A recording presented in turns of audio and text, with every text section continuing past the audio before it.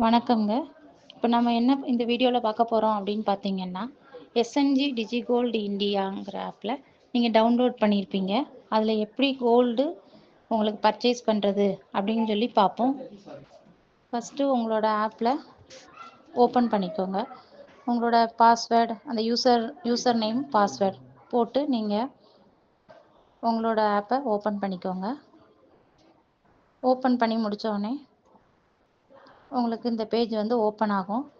இதுலேருந்து நம்ம home page போனீங்கன்னா, ஹோமில் வந்து நம்மளுக்கு நீங்கள் கோல்டு வாங்க போகிறீங்க அப்படின்னா, அந்த கோல்டோட காலத்தை கரெக்டாக கிளிக் பண்ணிவிட்டு, அதில் நீங்கள் எவ்வளோ சேவ் பண்ணுறீங்களோ, இப்போ நான் பார்த்தீங்கன்னா ஒரு 50 ரூபாய்க்கு, ஸோ 50 ரூபாய்க்கு பார்த்தீங்கன்னா போடுறேன். அதுக்கு வந்து பார்த்தீங்கன்னா உங்களுக்கு மில்லிகிராம் வந்து உங்களுக்கு காட்டுதா, ஸோ அதை வந்து அப்படியே நான் பை பண்ண போகிறேன். இதை வந்து குயிக் அந்த பேயில் இருந்து ஆப்ஷன் இது பண்ணிங்கன்னா இந்த மாதிரி பேஜ் வந்து ஓப்பன் ஆகும். ஓப்பன் ஆனோடனே அதில் உங்களுக்கு காட்டும், அதோட பேமெண்ட் டீட்டெயில்ஸ் எல்லாமே உங்களுக்கு காட்டும். ஸோ அதை வெரிஃபை பண்ணிவிட்டு கீழே உள்ள ஆப்ஷனில் நீங்கள் என்ன ஆப்ஷன் போகிறீங்க, நான் வந்து யூபிஐன்னு போட்டுக்கனால அந்த ஆப்ஷனை கிளிக் பண்ணுறேன்.